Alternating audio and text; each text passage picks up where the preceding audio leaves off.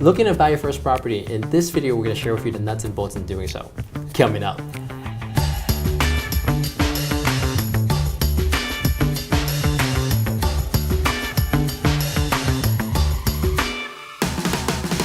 Hi, this is Kai with the Kai Wong Team, helping you better understand everything you need to know about New York City real estate. Today I have the pleasure of introducing you to Tim Allomong from Allomong and Associates. How are you doing today, Tim? Good. Tell us a little bit about yourself. I am a New York City real estate attorney. I represent purchasers and sellers of residential and commercial real estate here in the city. The properties that I'm typically dealing with are co-ops, condos, single-family, multifamily, and buildings. So today we're going to talk about the buying process, and I know as a real estate attorney that about half of the job is done by the real estate broker before I even am introduced to the client. So Kai, where do you start with the client? The first thing is we always try to get them pre-approved first. We have them speaking with a lender, whether it's a mortgage broker or banker, just to make sure that they're financially qualified for the purchase. Mm-hmm. The worst thing that can happen to a buyer is find something they fall in love with, but they can't afford. Because finding something to fall in love with takes a bit of time already. And if the numbers don't match up for them, it ends up, being very heartbreaking. And then later on, if they try to find something that's comparable at their budget, they might not be able to find it. So that's always the first step. We get them pre-approved, we get the pre-approval letter and their financials together first. Got you. So now that we have our pre-approval letter and we're ready to start looking for properties, what's that process like? I have a heart-to-heart conversation in terms of what the client's looking for. What's the budget? What's the neighborhood? What are the things that they must have and what are things that they would like to have? And we tried our best to get them everything they want, but obviously there's a little bit of a give and take in terms of the price and also their selections as well. And what I said to the clients is in the beginning, it's kind of like dating. We're going out looking at a number of properties, finding out what we don't like to find out what we do like. And after we look at each property, I speak with them and get a sense of what works for them. So we try our best to kind of mesh everything together to find their ideal property. So now that you have gone out and searched for all of these properties and narrowed down the perfect one for your client, tell me a little bit about the negotiation with the seller.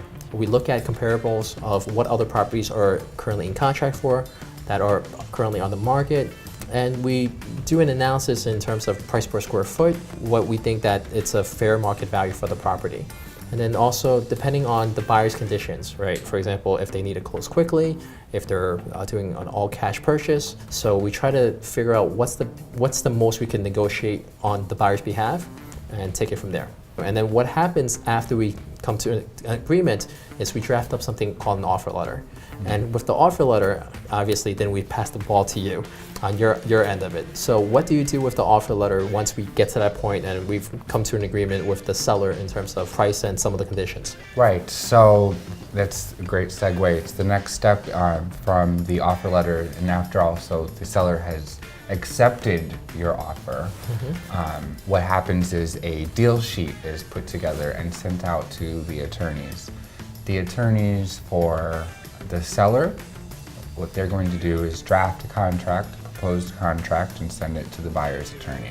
The buyer's attorney will, upon receiving the deal sheet, wait for the draft contract, and as well as commence their due diligence process. Due diligence is something that's done simultaneously while a buyer's attorney is negotiating the contract for his or her client. And it entails a review of the co-op or the condo building's board minutes, offering plan, financials, insurance policies, if it's a co-op, if there's any shareholder disagreements. So that all comes out in the due diligence, which you as a buyer would be going over with your attorney very closely, as well as any contract markups. So the buyer and the seller attorneys will each have what we all call a rider to a draft template contract. The seller's rider comes first, the buyer's rider comes second. If there's any conflict, the buyer's rider prevails. So your attorney needs to write a very strong buyer's rider to attach to the contract. What it's really doing is protecting your interest. For example, we want to have the seller represent as to whether there have been any leaks in the unit, if there have been any unreasonable noise complaints, in relation to the neighbors, things of that sort. So those are the contract and the due diligence portion of the deal. Okay. Once we are ready to sign the contract, then what will happen is the purchaser traditionally tenders 10% of the purchase price to the seller's attorney to hold in escrow pending the closing. Once the seller receives the 10% and the buyer's signed contract, they will sign it as well, and their attorney will send us a escrow deposit confirmation letter. Once we have that, all parties have signed, the contract is now fully executed. Up until then, it's very important for buyers and sellers to understand is that we're not in contract, not until it's fully executed. So theoretically, a seller can entertain multiple purchasers and a purchaser can put out multiple offers. Once the contract is signed, that has to stop. So once both parties signed and you have the confirmation from the escrow, you have what we call an executed contract. Correct. At that point, what happens is that if they're financing, then they take that executed contract and go to the bank to get their appraisal. If they're not financing, then obviously we're just waiting for closing. In the same time frame, you're also working, if it's a condo or a co-op, you're putting together the client's putting together the application process as well. Once the appraisal is complete, then we have the confirmation, the clear to close, and then I understand near the end, you also have the title search too. Absolutely. So when we sign the contract, I always put the order for title out right away. It usually only takes 2 weeks at most. Once I get that back, then we know if we need to clear any title issues for either the seller or the buyer. Title issues that come up that I see are ancient mortgages. These are mortgages that were paid off years ago, but were never satisfied in the county records. got it. That could be a hassle. We have to find people that are hard to find. That's something that could delay the closing that comes from the title report. So a purchaser should make sure that his or her attorney is ordering the title report pretty quickly after the sign of the contract. Chances are sometimes the seller has a mortgage. We'll have to coordinate the payoff of that. That's done through the title company as well.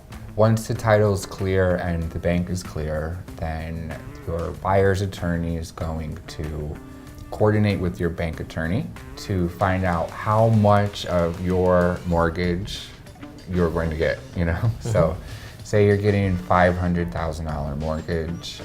I always tell people automatically take a $5,000 buffer. So I say if you're getting a $500,000 mortgage, then anticipate having the bank bring $495,000 to the table. It's better to have overestimated how much you're going to owe than underestimate. So once we have the title clearance and the bank is clear to close and we have their final net proceeds from the mortgage, then they will tell me how much they're bringing, and from that, my closing statement, which is a living document throughout the whole transaction, I'll give you a closing statement from day one, and you'll see all of the changes to it. Usually there are very few changes to my closing statements. We'll have instructions for my client, the purchaser, on what checks to bring to the table.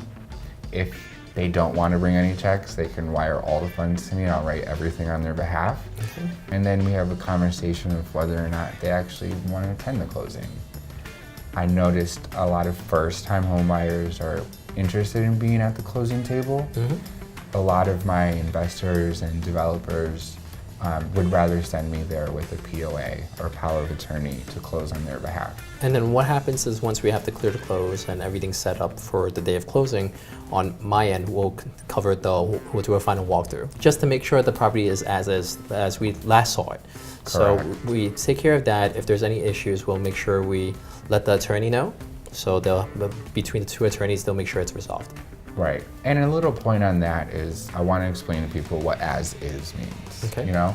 So as is means that the property is expected to be in the same condition from what it was when you first saw it. Yes. So if you see your co-op on September 1st and it has a broken window, and you sign a contract that day, then on October 31st when you go to close, you can't tell the seller they have to repair the broken window. Because that's how you saw it as. It's as is. Got it. But the same goes both ways. So a buyer has a duty to inspect the premises. I encourage my buyers to go and do a thorough inspection on any property that they're purchasing. So that way it never comes to the point at the closing table where we're saying, well, I don't know if this was here when we signed the contract or not. I don't want to have my buyers in any kind of naive position.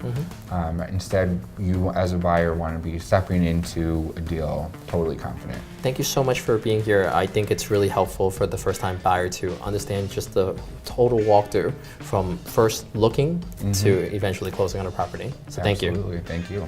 And thank you so much for watching. Hope you found this information helpful. If there's a certain topic you want us to cover in a future video, please let us know in the comment below. If it's your first time here, consider subscribing. On this channel, we share with you buying and selling tips just like this one, market updates, and neighborhood guides. So hope to see you in the next video. Talk to you soon. Bye. Bye.